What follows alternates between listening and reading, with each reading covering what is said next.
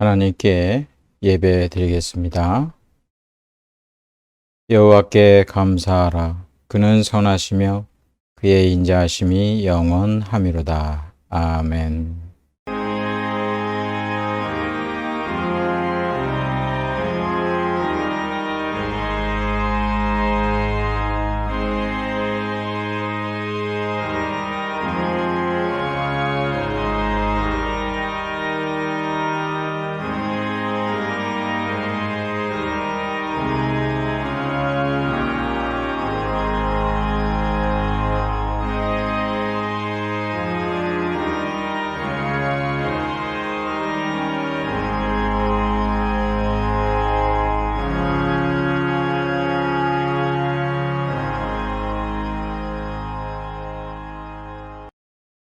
사랑과 은혜가 풍성하신 아버지 하나님, 저희들 하나님의 귀한 자녀 삼아주시고 하나님께 예배드리게 하시니 감사를 드립니다.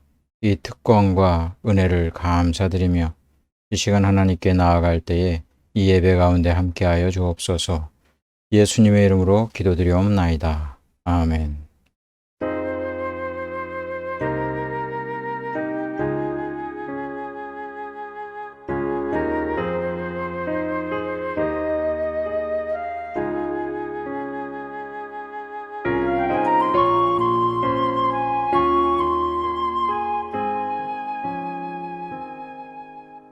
예수 우리 왕이여 이곳에 오셔서 우리가 함께 드리는 영광을 받아 주소서.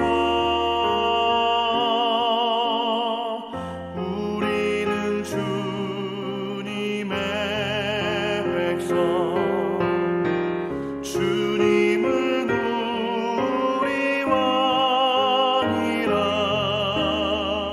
왕이신 예수님 오셔서 좌정하사 다스리소서.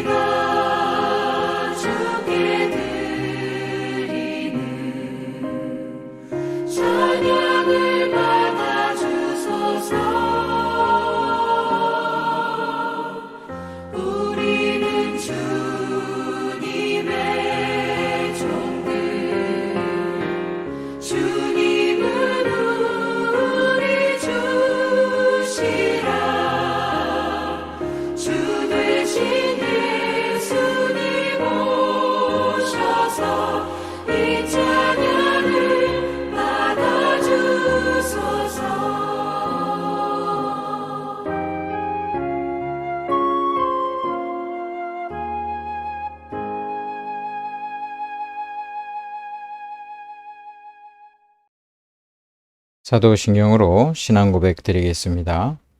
전능하사 천지를 만드신 하나님 아버지를 내가 믿사오며 그 외아들 우리 주 예수 그리스도를 믿사오니 이는 성령으로 잉태하사 동정녀 마리아에게 나시고 본디오 빌라도에게 고난을 받으사 십자가에 못 박혀 죽으시고 장사한 지 사흘 만에 죽은 자 가운데서 다시 살아나시며 하늘에 오르사 전능하신 하나님 우편에 앉아 계시다가 저리로서 산 자와 죽은 자를 심판하러 오시리라.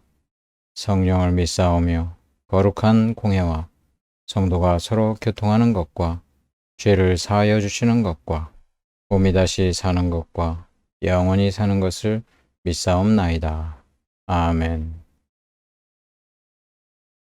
하나님의 크신 사랑과 은혜에 감사의 기도와 우리의 죄와 허물을 예수 그리스도의 보혈의 공로 의지하여 회개하고 또한 전 세계의 평화와 안정과 또 우리나라와 한국 교회를 위해서 이 시간 각 가정을 위해서 다 같이 함께 기도드리겠습니다.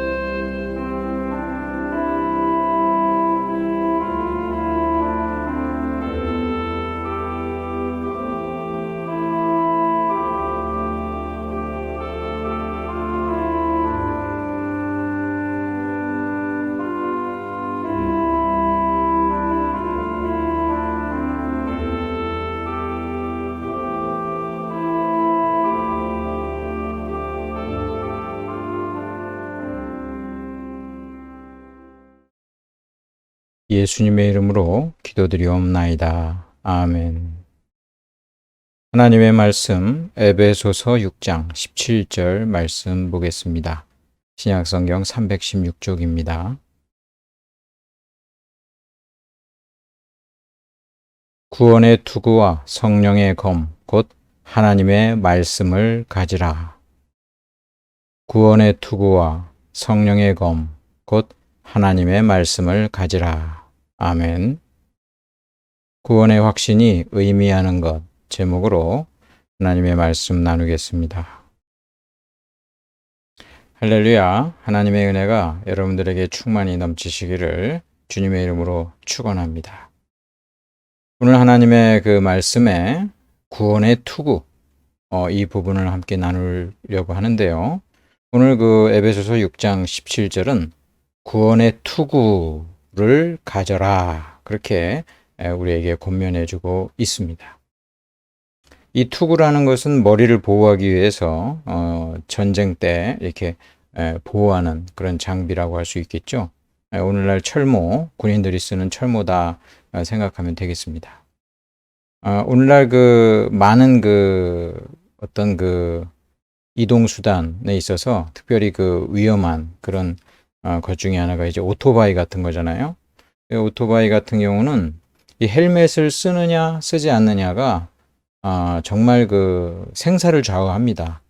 한 연구 결과에 의하면 오토바이 그 운전자가 헬멧을 쓰느냐 안 쓰느냐 한 40% 이상의 그런 그 사망률이 왔다 갔다 할 정도로 결정적입니다. 뭐 안전벨트도 없는 것이잖아요. 그러니까 차의 그 안전벨트에 해당하는 것이 바로 이 헬멧이라고 할 수 있어요. 헬멧 하면은 그 우리나라가 일가견이 있습니다. 전 세계에 제일 많이 팔리는 그 헬멧의 그 기업이 우리나라에 있는 것으로 제가 알고 있어요. 미국에서도 시장 점유율이 그 1위로 알고 있는데 요즘은 어떤지 모르겠습니다. 한국 사람이 개발한 이 헬멧이 전 세계에서 가장 많이 팔리고 있다. 대단한 거죠. 헬멧에 대해서는 그래서 우리가 좀 일가견이 있다. 그렇게 이야기할 수도 있겠어요. 오늘 그 구원의 투구를 쓰라 이 말은 구원의 헬멧을 써라 이런 말과 이제 마찬가지인데 여러분 생각해 보세요. 몸에서 우리가 가장 보호해야 될 곳이 어디겠어요? 제일 중요한 부분을 갖다가 우리는 보호하겠죠. 팔과 다리도 굉장히 중요하지만 팔이나 다리가 없어도 사람은 살죠. 그 다음에 다른 어떤 부분도 심각하지만 다른 무엇보다도 이 모든 것을 통제하는 이 그 머리, 이 헤드가 만약에 문제가 되고 손상된다면 전체를 다 쓰지 못하는 아주 심각한 그 데미지를 입을 거예요. 그래서 이 머리를 보호하는 일은 정말 정말 중요한 것입니다. 하나님께서 구원의 투구를 취해라. 구원이라고 하는 이 귀한 하나님의 선물과 진리를 마치 투구가 머리를 보호하는 것처럼 정말 정말 중요한 것이니까 이게 우리 복음의 핵심이고 우리가 예수 믿는 핵심이니까 너무 중요하니까 이건 잘 보호해야 된다 이렇게 이야기하시는 거예요. 그래서 그 머리를 보호하는 투구의 이 구원에 대해서 하나님께서는 말씀해 주고 있습니다. 구원 헬멧을 가지라. 이것은 취하라. 이것은 붙잡으라는 것이고 이것은 계속해서 우리가 간직하고 누릴 뿐만 아니라 잘 지켜서 그 누구도 이 정말 귀한 이 하나님의 은혜를 빼앗기지 말도록 하나님께서 말씀하고 있습니다. 헬멧은 뭐 다른 것이 아니라 모양이 중요한 게 아니라 성능이 중요하죠. 우리의 그 신앙의 모습이 다양할지라도 그 모습이 어떠해야 된다. 어떤 사람은 장로교만이 진리다. 감리교만이 진리다. 침례교만이 진리다. 그럴 수는 없는 거잖아요. 예. 각각의 모양은 좀 달라요. 모양은 달라도 제일 중요한 게 성능이 중요한 거예요. 그 옛날에 독일에 독일 그 이전에 그 프로이센 그런 그 제국일 때 그 사람들이 썼던 그 투구는 이렇게 모양에 이제 머리에 가다 뿔이 달려 있어. 이렇게 뿔이. 여러분 영화에서나 이런 데서 그 한번 보셨을 수도 있어요. 그런 그 투구는 멋있어요. 예, 이렇게 딱 그 헬멧 위에 그 뿔처럼 무슨 그 뿔이 달려 있는 거 아주 멋있죠. 근데 그거 쓰고서 전투를 갔더니 맨날 표정만 되는 거예요. 저기 사람이 있다라는 거 알고 총만 맞아. 예, 그래가지고 나중에 이 독일 제국이 되었을 때 그 2차 세계대전 때 독일이 정말 크나큰 악행을 저질렀는데 그들이 그 남긴 것 중에 하나는 헬멧입니다. 철모. 이 독일군 철모는 굉장히 좀 독특하게 생겼죠. 귀도 딱 가려지고 아주 그렇게 생겼어요. 그 헬멧이 굉장히 그 오늘날 다시 재조명돼 가지고 각 나라에서 지금 미군을 비롯해서 그 모양을 닮아가고 있습니다. 그게 굉장히 잘 보호하니까 뭐 멋있게 만드는 게 중요한 게 아니고 그 사람을 잘 보호하는 게 중요한 것이라 할 수 있겠어요. 우리의 신앙의 어떤 모습은 좀 달라도 교파에 따라 좀 다르고 이래도 그런 어떤 모양이 중요한 게 아니라 정말 그 사람이 하나님의 말씀을 믿고 예수 그리스도를 믿고 구원을 얻는 그것이 정말 중요한 거예요. 그래서 이 구원 자신이 하나님의 그 받은 그 은혜를 분명히 아는 것 이것을 우리는 그 단순한 어떤 믿음을 지나서 확신이라고 이야기합니다. 그러니까 어떤 사람이든 다 믿음은 있는데 그 믿음을 내가 분명하게 인식하고 주장하고 안정적으로 본인이 이야기할 수 있는 어떤 그 강하게 자리 잡아 있는 것을 우리는 확신이다 이렇게 이야기를 합니다. 이 구원의 확신을 갖는 것이 중요해요. 구원의 확신을 갖는 것이 구원이랑 직결되느냐 그 여부에 대해서는 사람마다 좀 달라요. 근데 대체적으로 볼 때는 뭐 구원의 확신이 없다고 해서 그 사람이 구원 못 받는다 이거는 아니에요. 어떤 사람은 구원을 받지만 자신이 그 영적으로 무지해가지고 그 확신이 없는 사람이 있을 수 있어요. 그런 것을 볼 때는 꼭 구원의 확신이 있다고 해가지고 구원을 받는다든지 구원의 확신이 없다고 해가지고 구원을 못 받는다든지 그러진 않겠지만 그 마음 가운데 구원의 확신을 갖고 있다는 것은 여러모로 유익합니다. 그리고 저 개인적으로는 정말 구원받은 사람이라면 그 마음의 확신이 없을 수 있겠느냐. 저는 그렇게 생각을 해요. 그래서 내가 하나님을 분명히 믿고 있다라는 거, 그리고 하나님이 나를 사랑한다는 거, 그리고 내 구원이 정말 하나님의 은혜로 주어졌고 그 은혜가 변함이 없을 거라는 그런 아주 굳건한 그 믿음이 난 당연히 있으리라고 그 생각을 합니다. 그래서 우리 성도님들이 구원의 확신은 가져야 되는데 이 구원의 확신의 근거는 다른 것이 아니라 하나님 말씀에 기초해야 합니다.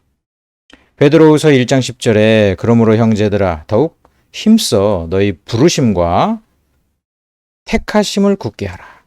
하나님이 우리를 부르셨어요. 그리고 우리를 택하셨다라는 것을 성경 말씀이 증거하고 있어요. 그것을 굳게 하라는 것은 그거를 확실하게 믿어라. 그리고 그냥 믿는 정도가 아니라 다시 되새겨서 그 의미를 갖다 분명히 알고 다시 그 말씀을 그 마음판에 잘 심어라. 너희가 이것을 행한즉 언제든지 실족하지 아니하리라. 하나님으로부터 나는 부름받았다. 하나님께서 나를 선택하셨다. 나는 구원받았다. 이 확신을 통해서 이 험한 세상에서 흔들리지 않고 살 수 있다는 것입니다. 그래서 오늘 하나님 말씀도 구원이라고 하는 이 진리는 머리의 투구처럼 잘 간직하고 취해야 된다. 이렇게 명령을 하고 있는 것입니다. 그러면 구원에 대해서 무엇을 믿고 확신하라는 것인가? 그리고 이것이 도대체 어떤 의미인가? 먼저 우리가 볼 것은 하나님이 우리에게 이루신 그 구원, 그 내용뿐만 아니라 하나님이 이루시는 그 방법도 그 방식도 내가 분명하게 확신을 갖는 것입니다. 하나님께서 우리를 어떻게 구원하셨어요? 먼저 십자가 형벌을 통해서 예수 그리스도의 십자가를 통해서 우리를 구원하셨어요. 죄를 지은 자는 벌을 받는다는 공의의 심판의 방식을 통해서 이 십자가 형벌을 통해서 실제 이 죄에 대한 처벌을 이루심으로 구원을 이루셨던 것입니다. 그런데 이 구원의 방식이 은혜로워요. 그래서 우리는 대속의 방식이다 이래요. 대속의 방식이란 내 대신 형벌을 받으신 거예요. 내가 죄를 지었는데 내 죄를 용서하기 위해서 사실은 내가 처벌받아야 되는데 그 처벌받는 것이 영원한 사망인데 그것을 내가 받지 않고 그 형벌을 예수님께서 받으셨다는 거예요. 이걸 대신 이 속죄를 이루신 그것을 우리는 대속의 방식, 은혜로운 하나님의 구원 방식을 우리는 믿습니다. 그리고 이 모든 하나님이 우리를 구원하시는 방식은 죄를 용서해 주시는 속죄의 방식을 통해서 이루어졌습니다. 모든 사람들이 죄를 짓죠? 그 죄에 따르는 형벌을 받게 되어 있습니다. 그 죄에 대해서 책임을 져야 되고 그리고 결국 그 죄에 따르는 그 심판을 받는데 그 끝이 지옥이에요. 지옥. 로마서 6장 23절에 죄의 싹은 사망이요. 모든 사람, 어느 한 사람 예외 없이 죄를 짓잖아요. 어느 한 사람 없이 다 사망에 이르는 그 지옥 형벌에 궁극적으로 떨어지게 되어 있는 것입니다. 그러나 하나님께서는 저와 여러분을 사랑하사 예수 그리스도를 보내주셔가지고 이 모든 죄의 형벌을 대신 받으시는 그런 구원의 역사를 이루신 것입니다. 이것을 성경은 너무나 많은 예로 설명하고 있어요.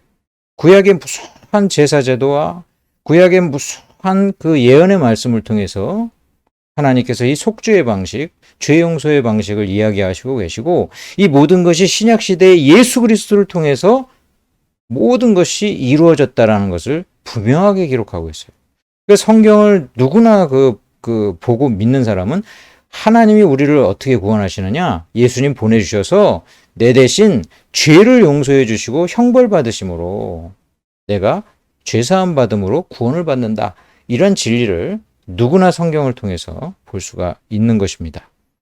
고린도전서 15장 3절에 이제 그 성만찬에 대한 그런 그 내용이죠.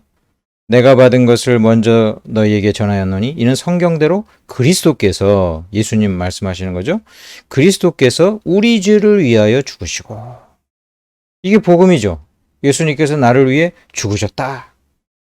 대속의 그런 진리를 이야기하고 있어요. 마태복음 26장 28절에 이것은 죄사함을 얻게 하려고 많은 사람을 위하여 흘리는 바 나의 피 곧 언약의 피니라. 예수님께서 친히 자신의 그 십자가의 그 형벌과 피 흘림이 바로 죄사함을 얻게 하려는 그 이유임을 분명히 말씀해 주고 있어요.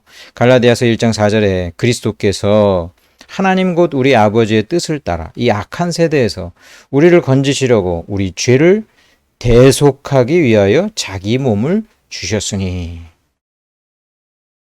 성경의 푸짐한 그런 그 말씀들이 이 모든 그 구원이 죄사함을 통해서 이루어지고 있다는 점을 강조하고 있어요.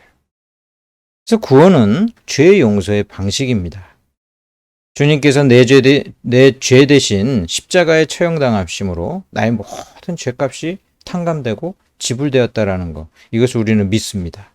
우리의 그 원죄뿐만 아니라 우리의 그 자범죄까지, 그리고 영원한 속죄이기 때문에 이것을 시간 개념으로 정확하게 비등하게 이야기할 수 없으나 과거, 현재, 미래 통틀어 영원한 속죄를 이루시는 그러한 속죄에 대해서 분명히 이야기해주고 있습니다. 그러니 예수 믿는다는 사람은 그 죄에 대한 형벌로부터는 이제 완전히 자유로운 거예요. 죄의 형벌로부터 완전히 자유로우니까 지옥 형벌로부터 자유로운 사람이 된 것입니다. 히브리서 10장 17절 18절에 또 그들의 죄와 그들의 불법을 내가 다시 기억하지 아니하리라 하셨으니 이것들을 사하셨은즉 다시 죄를 위하여 제사 드릴 것이 없느니라. 단번에 영원한 제사를 예수님이 드리셨기 때문에 이제 우리가 반복해서 드릴 제사가 없다라는 것입니다. 우리가 드리는 예배는 미사나 또는 제사가 아니고 하나님께 감사하며 드리는 찬양이요, 경배요, 그리고 그 은혜 가운데, 부름 가운데 가는 것이지, 이거 죄사함을 얻기 위한 어떤 그 제사, 그 반복적인 그 구약의 제사가 아니라는 것이 분명합니다.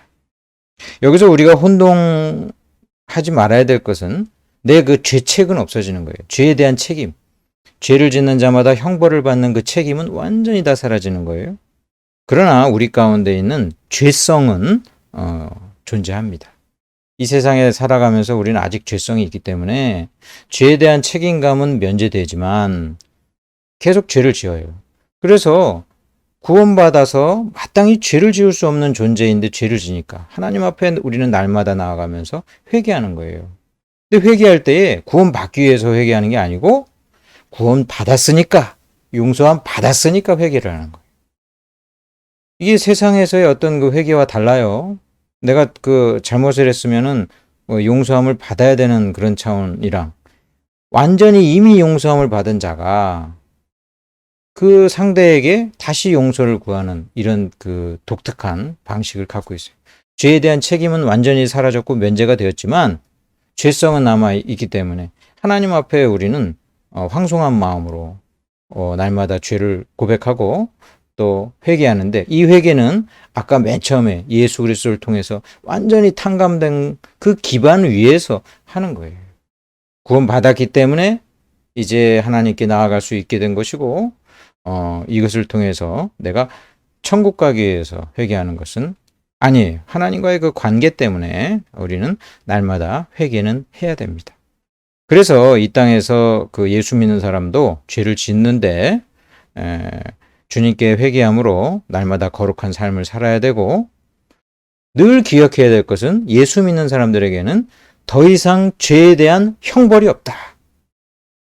저주가 없다. 지옥 심판이 없다. 이거 분명히 믿으셔야 되는 것입니다. 또한 이러한 하나님의 그 은혜는 믿음으로 말미암아 우리가 효력 있게 됩니다. 주님의 십자가를 아는 자가 구원받는 게 아니라 믿는 자가 구원받는 거잖아요.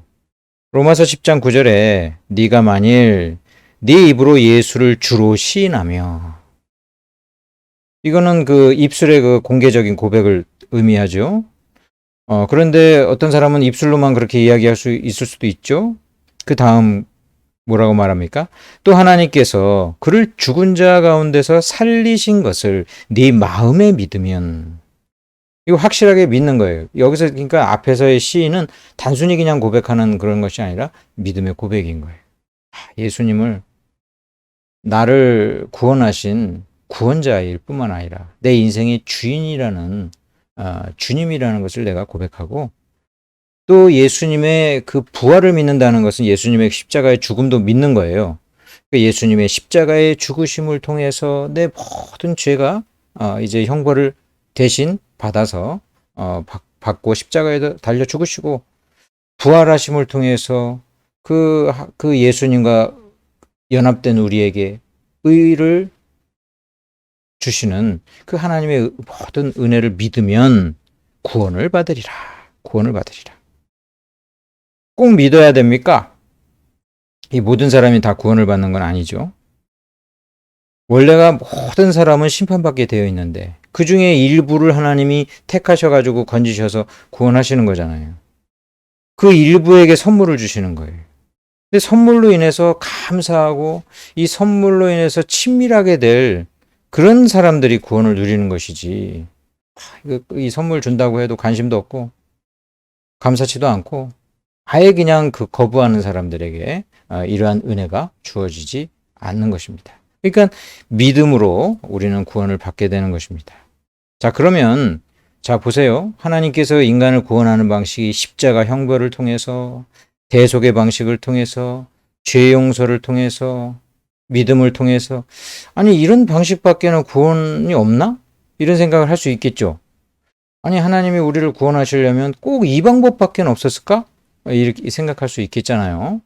전능하신 하나님께서 이 방법을 선택하시고 이러한 구원의 경륜으로 이 세상의 역사 가운데 예수 그리스도를 보내주셔서 이루신 그 방식이라면 하나님의 그 지혜와 하나님의 그 놀라우신 그것을 믿는 거예요. 이 방법밖에 없었을까? 하나님께서 선택하셨다면, 어떤 방법 중에서 이 방법을 선택했다면 그건 하나님의 가장 큰 지혜로 말미암은 것이니까 우리가 그것을 받아들이고 믿는 것입니다. 여러분, 이 구원의 그 확신이라는 것은 하나님이 나를 구원해 주셨다는 것뿐만 아니라 이런 식의 구원 방식으로 우리를 구원하신다는 것도 믿는 거예요. 여러분, 인간이 굉장한 그런 그 지혜를 자랑합니다.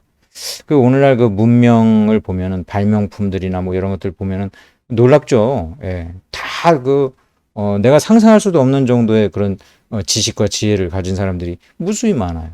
그런데 여러분 생각해 보세요.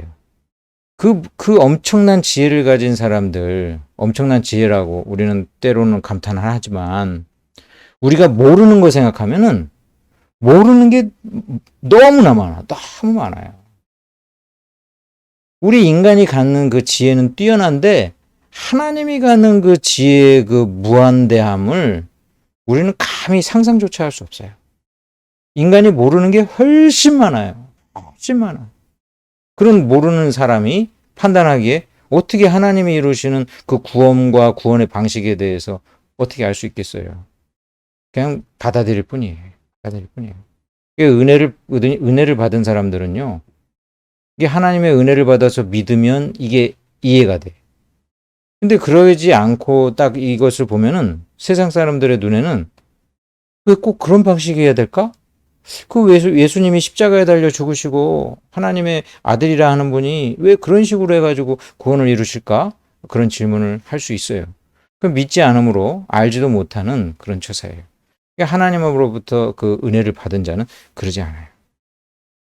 고린도전서 2장 14절에 육에 속한 사람은 하나님의 성령의 일들을 받지 아니하나니 이는 그것들이 그에게는 어리석게 보임이요. 그러니까 세상 사람들이 우리를 어리석게 보고 성경 말씀을 어리석게 보고 당연한 거예요. 육에 속해 있으니까. 그들의 영의 눈은 아예 없습니다. 아예 없어요. 이 세상의 어떤 그 이치나 살아가는 그런 지식이나 이런 것은 우리보다 뛰어날지 모르지만 영적으로는 완전히 무지한 자들이에요. 육에 속한 자들은 하나님의 성령의 일들을 받지 아니하나니 성령께서 쫙 우리의 그 인식, 생각하는 것에 조명해 주시지 않으면, 빛을 비춰 주시지 않으면 단 하나의 영적인 진리도 깨달을 수 없어요. 그러니 하나님 말씀이 믿어지고, 야, 예수님이 나를 위해서 이렇게 십자가에 달려 죽으셔서 또 부활하셔서 나를 구원하시는구나. 나는 죄 용서함 받았구나. 이것이 믿어지는 사람은요, 성령께서 그의 그냥 택하셔가지고 인치시고 성령의 조명을 쫙 비춰주셔서 믿게 된 것입니다. 너무나 큰 은혜, 너무나 큰 은혜. 자, 말씀 계속 보면 고린도전서 2장 14절 그 뒷부분, 또 그는 이 육에 속한 사람, 그것들을 알 수도 없나니 그러한 일은 영적으로 분별되기 때문이라. 예수 믿는 사람들이 영성이 막 탁월해가지고 그게 보이는 게 아니에요. 이것은 영적으로 분별된다는 것은 하나님의 성령께서 역사하셔가지고 믿게 하시고 분별하게 하시고 알게 하시는 거예요. 그러니 그 사람이 한 거예요? 성령께서 해주시는 거예요.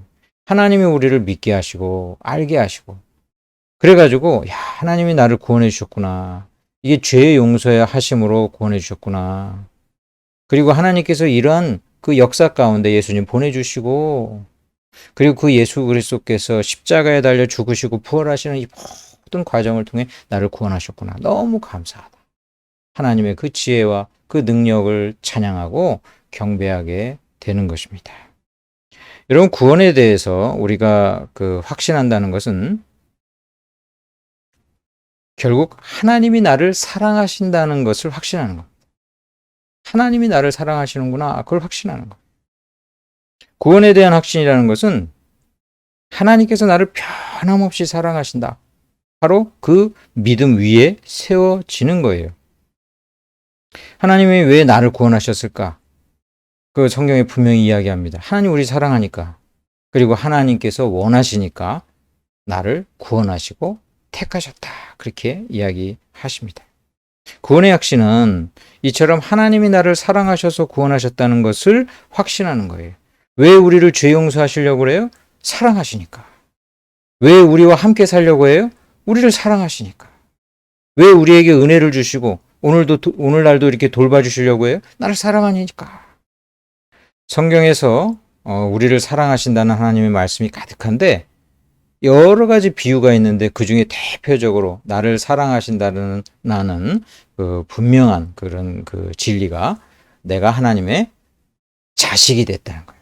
하나님의 자녀라는 거예요. 이게 원래는 자녀가 아니었는데 자녀가 되었기 때문에 성경은 이것을 입양되었다, 수양되었다 그렇게 이야기하는 것입니다. 입양된 거예요. 이건 원래 나는 하나님의 그 자녀가 될 수도 없고 아니었는데 하나님이 자녀 삼으심으로 난 된 거예요. 요한복음 1장 12절 영접하는 자 곧 그 이름을 믿는 자들에게는 하나님의 자녀가 되는 권세를 주셨으니. 구원은 하나님이 나를 사랑하신다는 것인데 그 사랑은 바로 나를 자녀 삼아 주신 것으로 이제 이루어지는 것입니다. 우리를 자녀 삼으셔서 그 돌봐주시는 그 하나님의 은혜는 이게 남이 아니라 얘 자식이잖아요. 자식으로서 하나님이 나를 대하여 사랑하시는 것이기 때문에 사실상 이 사랑은 꽤나 불공평한 부분이 있어요. 여러분, 우리가 불공평하다 그러면 어떤 마음을 가져요? 불편하잖아요. 공평한 게 좋은 거잖아요. 불공평한 거 안 좋잖아요. 그런데 하나님이 나를 사랑하실 때 이 불공평함은 오히려 우리에게 은혜입니다. 우리가 불평하지 말아야 돼요. 야, 이거 세상은 불공평해. 하나님이 우리 사랑하시는 그 방식이 불공평해요. 여러분, 내가 한 일보다 하나님은 상을 더 크게 주십니다. 이거 공평한 거예요? 네. 왜 한 만큼 줘야지? 근데 내가 한 것보다 상을 크게 주십니다. 왜? 우리를 사랑하시니까. 성경의 수많은 그런 우리 신앙의 위인들은 그래서 그냥 은혜라고 얘기하지 않고 그 앞에 한자를 붙여요. 큰 은혜, 큰 은혜. 왜 큰 은혜? 왜 큰 은혜? 이게 은혜가 그냥 내가 한 일에 대한 어떤 그 대가를 받는다든지 이건 아예 은혜가 아니죠. 그냥 비즈니스잖아요. 그리고 내가 한 만큼 받은 것도 내 마음 가운데는 약간 그 감격은 없죠. 근데 내가 한 거에 비해서 더 크게 상을 주셔. 왜? 날 사랑하시니까. 우리가 사랑하는 자녀 조금만 잘해도 엄청나게 크게 주려고 그래요. 예. 저도 그래요, 저도. 저 자식에 대해서. 조금 잘하면 그 조금에 대한 그 대가를 딱 줍니까? 남이랑 다르잖아요, 자식이니까. 더 크게 주려고 그래요. 더 많이 주려고 그래요. 하나님의 은혜는 큰 은혜예요. 그래서 큰 은혜구나. 또 반대로 내가 잘못을 했어요. 그 잘못한 일에 대해서 하나님이 잘못한 것만큼 벌을 주시지 않고 그 신자들에게는 형벌이라고 이야기하지 않고 저는 언제나 징계라고 이야기하고 성도들에게도 그렇게 이야기를 합니다만 내가 잘못한 일보다 하나님은 긍휼이 많으시사 덜 벌을 내리신다는 것입니다. 비율대로 벌을 내리시지 않고 덜 벌을 주신다는 것. 이것을 성경에서 무수히 기록을 하고 있습니다. 시편 30편 5절에 그의 노염은 잠깐이요 그의 은총은 평생이로다. 저녁에는 울음이 깃들일지라도 아침에는 기쁨이 오리로다. 하나님께서 우리에게 화내실 때 그것은 잠깐이라는 거예요. 하나님 우리에게 주신 그 은혜는 평생이에요. 평생. 이게 불공평한 거예요. 근데 이 불공평함이 어디서 오냐면 사랑하니까 오는 거예요. 여러분들이 어떤 사람 사랑해봐요. 정말 불공평하게 대합니다. 아니, 다른 사람이랑 남이 아니니까 그 사람은 어떻게든 불공평하게 돼. 예. 그 사람이 조금 잘해도 엄청 이쁜 짓이라고 뭔가 이렇게 해주고 그 사람이 꽤 큰 잘못을 했는데도 확 눈 감아주기도 하고. 왜 그래요? 왜 이렇게 불공평한 거야 이거? 사랑하니까 그러잖아요. 하나님이 우리를 사랑하기 때문에 불공평합니다. 불공평. 평소 다윗이 시편 94편 12절에 여호와여 주로부터 징벌을 받으며 주의 법으로 교훈하심을 받는 자가 복이 있나니. 아니 하나님으로부터 은혜 받는 건 복이 되는 거는 사실인데 벌 받을 때도 왜 복이 될까요? 하나님으로부터 벌 받는데도 복이 돼? 이상하다. 다윗이 이것을 분명히 일평생 체험을 합니다. 체험을 해요. 하나님은 나를 사랑하시네. 나를 사랑하시니까 참 이쁘게 보시는구나. 그러니까 하나님이 나를 징벌을 내리실 때도 내게 복이구나. 이 다윗은 이거 분명히 믿고 고백합니다. 평소에 다윗이 하나님 잘 믿었다가 큰 범죄들을 이제 몇 번 범하는데 그 중에 하나가 이제 인구조사를 한 범죄입니다. 인구조사를 한 것 자체는 그 자체가 어떤 문제가 된다기보다는 그 동기가 문제가 되는 거죠. 하나님 의지하지 않고 사람을 의지하고 군사력을 의지하려는 다윗의 마음을 하나님이 간파하시고 하나님이 진노하십니다. 자, 이 범죄에 대해서 세 가지 중에서 벌을 택하라고 이야기합니다. 세 가지 벌. 이 세 가지 벌이 다 굉장히 사실 벌 받는 게 뭐가 좋겠어요. 역대상 21장에 3년 기근, 두 번째는 석 달을 적군에게 패하여 쫓기는 것, 세 번째는 여호와의 칼 전염병이 사흘 동안 유행하는 것. 이거 얘기 딱 들으니까 그래도 나은 게 없어. 그래서 다윗이 그렇게 고백합니다. 내가 공경에 빠졌도다. 셋 다 마음에 안 드는 거죠. 누가 마음에 들겠어요. 그런데 뭐라고 왜 얘기하냐면 역대상 21장 13절에 여호와께서는 긍휼이 심히 크시니 내가 그의 손에 빠지고 사람의 손에 빠지지 아니하기를 원하나이다. 하는지라. 다윗이 그런 고백해요. 하나님은 긍휼이 많으셔가지고 불쌍히 여기신단 말이에요. 그러니까 벌을 내리시더라도 내가 회개하고 진실한 마음으로 나아가면 하나님이 탕감도 해주시고 그걸 기대하는 거죠. 하나님의 그 은혜로우신 것을 아니까 믿음으로. 아니나 달라 하나님은 긍휼이 크셔요. 비록 전염병이 이제 내려져 가지고 수많은 사람들이 죽었어요. 굉장히 끔찍스럽죠. 그런데 성경에서는 분명히 기록하기를 15절에 하나님이 예루살렘을 멸하러 천사를 보내셨더니 천사가 멸하려 할 때에 뭐라고 나오냐면 여호와께서 보시고 이 재앙 내림을 뉘우치사.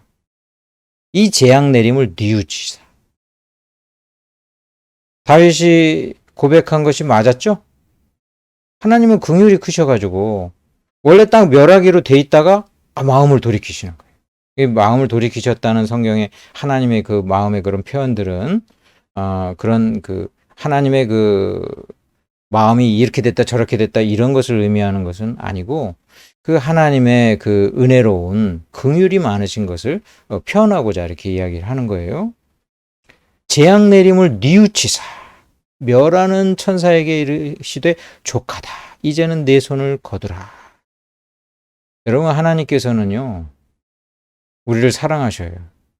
우리를 불공평하게 대하십니다. 세상의 불공평함에 대해서 우리는 불만이 많은데 늘 생각하세요. 하나님이 우리를 대하시는 것도 불공평하다. 불공평한 게 다 나쁜 게 아니다. 내가 불공평하다고 느낄 뿐이지 나름대로 다 어떤 이유나 섭리가 있다. 내가 이해하지 못하는 부분이 있다. 하나님이 나를 사랑하신다는 거, 이게 바로 구원의 확신의 가장 중요한 의미예요. 내가 구원받았다. 그 의미가 제일 중요한 게 뭐냐면 하나님이 나를 사랑하신다는 거예요. 사랑하니까 구원하셨다는 거예요. 그걸 믿으라는 거예요. 그걸 확신하라는 거예요. 구원의 확신은 오늘 이 밤에 죽으면 천국에 가겠습니까? 저요. 저 천국에 갈 수 있습니다. 이거보다 더 중요한 게 하나님이 나를 사랑하신다. 이걸 믿는 거예요. 다 사랑하는 사람 자식으로 삼았는데 그 자식 하나님께서 당연히 구원하시는 거예요. 당연히 구원하시는 거예요. 우리는 때때로 죄를 저지르고 또 하나님 앞에 불충한 삶을 살아갑니다. 저도 제일 힘들었던 때가 전도사 시절이었던 것 같아요. 전도사 시절에 제일 힘들었어요. 그때 내가 하나님 앞에서 볼 때 너무너무 그 수준도 미달이고 막 여전히 그냥 그 죄의 그 습성에서 벗어나지 못하는 그런 부분, 너무 힘든 거예요. 너무 힘들어. 제일 힘들 때 하나님이 정말 강하게 은혜를 주셔가지고 제가 살아나고 또 하나님을 찬양하게 된 적이 있습니다. 로마서 5장 6절에 하나님이 우리를 사랑하시는데 어떻게 사랑하셨느냐? 우리가 아직 연약할 때에 기약대로 그리스도께서 경건하지 않은 자를 위하여 죽으셨도다. 로마서 5장 6절을 보세요. 우리가 아직 연약할 때라는 것은 여전히 연약할 때 그리스도께서 경건하지 않은 자, 그 사람을 위해서 죽으셨다는 거예요. 하나님이 어떤 사람을 구원하시는데 그 사람 보니까 그 떡잎이 좋아. 될성 싶은 떡잎이에요. 이건 그 구원받기에 합당해요. 그렇게 해서 구원하시는 게 아니고 딱 봤더니 여전히 죄 가운데 있어. 죄인이야, 죄인. 여전히. 경건하지 않아. 그런데 하나님의 약속대로, 하나님의 그 뜻대로, 기약대로 예수님을 통해서 그 사람의 죄를 용서하시기로 작정하셨다는 거예요. 하나님이 어떤 사람의 됨됨이를 보고 구원합니까? 그 사람이 그 될성 싶으니까 구원합니까? 하나님의 전적인 은혜인 거예요. 전적인 은혜. 사랑하기로 작정하고 사랑하시는 거예요. 그러면 그 사랑의 그 이유가 그 사람에게 있어요? 하나님에게 있어요? 하나님에게 있는 거예요.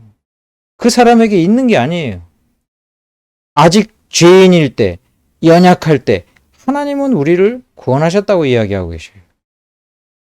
회개할 때에도 아니에요. 심지어 이 구절에서는 로마서 5장 8절에 우리가 아직 죄인 되었을 때에 그리스도께서 우리를 위하여 죽으심으로 하나님께서 우리에 대한 자기의 사랑을 확증하셨느니라. 하나님의 사랑이 어떤 사랑인지 하나님이 확실하게 보여줬어요.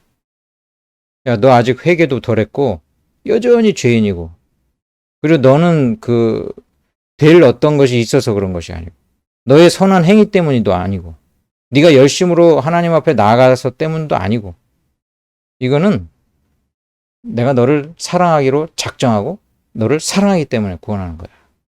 이게 전적인 은혜의 사랑이에요. 은혜의 사랑.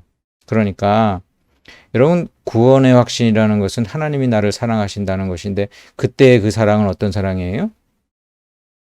우리가 연약하고 죄인임에도 불구하고 이루시는 하나님의 사랑인 거예요.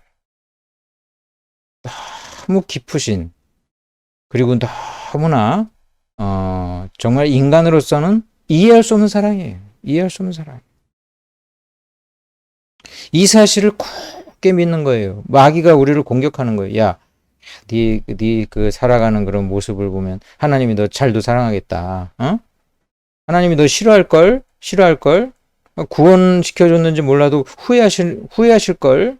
너 여전히 또 이처럼 그 경건하지 못하잖아. 여전히 넌 죄인인데. 이 구절을 마귀에게 들려주십시오. 로마서 5장 6절, 로마서 5장 8절. 우리가 아직 죄인 되었을 때 하나님께서 우리에 대한 자기의 사랑을 확증하셨느니라. 주님은요, 알고 구원하신 거예요. 우리가 연약하고 부족하고 우리가 여전히 죄인인지 알고 구원하시는 거예요. 앞으로 계속 주님을 마음을 아프게 할 거 알고 다 구원하시는 거예요. 알고 입양하신 거예요. 사랑하기로 작정하시고 사랑하신 거예요. 됨됨이 때문에 사랑한 게 아니에요. 그 사람 됨됨이 때문에 사랑하고 그 사람에게 사랑할 것이 있어서 사랑한 게 아니고 하나님이 사랑하기로 작정하시고 사랑하셨다. 다 알고 자식 삼았으니 상관없다. 교육은 앞으로 내가 시킬 것이니 이 사람의 자녀됨은 변함없다. 하나님 말씀하시는 거예요. 마귀한테도. 여러분 이 사실을 우리가 믿어야 돼요. 믿어야 돼요. 요한복음 10장 28절 29절 내가 그들에게 영생을 주노니 영원히 멸망하지 아니할 것이요 또 그들을 내 손에서 빼앗을 자가 없느니라. 그들을 주신 내 아버지는 만물보다 크심에 아무도 아버지 손에서 빼앗을 수 없느니라. 하나님 나라에 호적 등록되면 변경이 없습니다. 하나님의 자녀됨이 변함이 없어요. 하나님이 나를 변함없이 사랑하시기 때문에 그래요. 변함없는 하나님의 사랑이 있기 때문에 변함없이 그 사람은 구원받아요. 이것이 이제 앞으로 그 데살로니가 전서 5장 8절에는 구원의 소망의 투구라고 그랬어요. 이게 우리의 소망이에요. 자, 내가 지금은 구원받았는데 앞으로는 어떻게 될지 모른다. 천만에요. 하나님이 변함없이 영원히 나를 사랑하시는데 그 구원이 변경되겠어요? 아닙니다.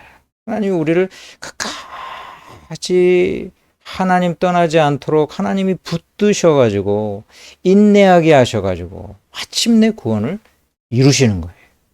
이것이 우리의 소망입니다. 이것이 우리의 소망이에요.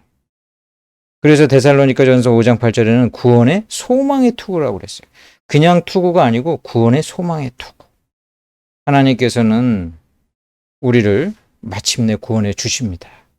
여러분 이 사실을 굳게 믿고 하나님의 말씀을 통해서 내가 받은 이 구원은 정말 하나님께서 영원히 나에게 주신 것이니까 정말 간직해야 되겠다. 사탄이 뺏어가지 않도록 구원의 기쁨을 빼앗아가지 않도록 잘 간직해야 되겠다. 불신자들이 거짓된 그런 그 신념들이 나를 혼란스럽지 않게 하나님 말씀을 가지고 난 붙들겠다. 하나님 사랑을 믿는 거예요. 하나님 사랑을 믿는 거예요. 빌립보서 1장 6절에 너희 안에서 착한 일을 시작하시니가 그리스도 예수의 날까지 이루실 줄을 우리가 확신하노라. 데살로니가후서 3장 3절에 주는 미쁘사 너희를 굳건하게 하시고 악한 자에게서 지키시리라. 디모데후서 1장 12절 이로 말미암아 내가 또 이 고난을 받되 부끄러워하지 아니함은 내가 믿는 자를 내가 알고 또한 내가 의탁한 것을 그날까지 그가 능히 지키실 줄을 확신함이라. 하나님께서 선택하셔서 예수 그리스도를 믿게 한 사람은 끝까지 구원받습니다. 반드시 구원받습니다. 이 사실을 굳게 믿고 우린 하나님께 감사하면서 그리고 하나님 앞에 이제는 구원받기 위해서가 아니라 구원받은 자로서 하나님을 사랑하면서 하나님 기뻐하시는 일을 잘 감당하시기를 주님의 이름으로 축원합니다. 기도하겠습니다.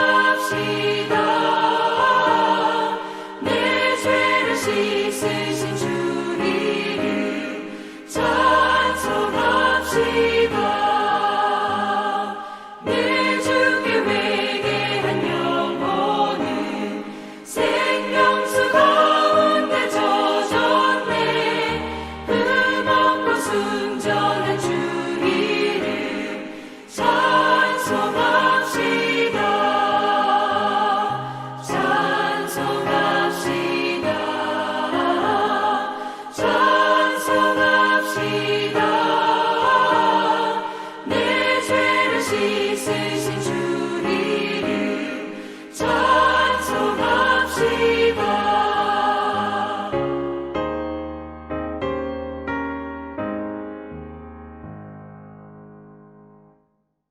아버지 하나님의 크신 사랑과 은혜를 감사드립니다. 이 시간 하나님께 헌금하오니 주여 기뻐 받아주시고 언제나 주님이 주신 크신 사랑과 은혜를 감격하며 감사하며 경배와 찬양을 드리며 하나님께서 원하시는 삶을 사는 귀한 은혜 있게 하여 주시옵소서.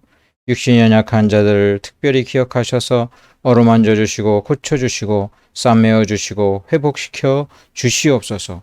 주님과 동행하는 귀한 은혜가 있게 하여 주옵소서. 예수님의 이름으로 기도드리옵나이다. 아멘.